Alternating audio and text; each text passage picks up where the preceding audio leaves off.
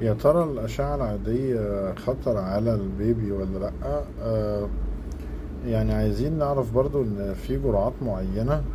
مثلا الأشعة العادية على الأطراف ممكن تبقى الجرعة لو بسيطة وما بتأثرش خالص على على الأم الحامل. انت دخلتي مع ابنك أو بنتك تعملي أشعة عادية، أو انت شخصيا عملتي أشعة عادية.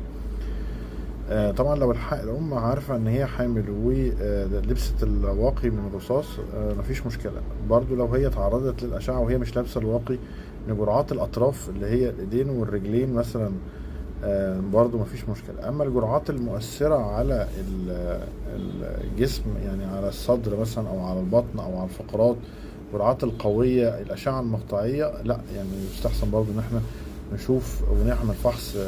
برغم إن احنا بنقول لكل الأمهات لازم فحص الشهر الثالث والشهر الخامس. شكرا جزيلا.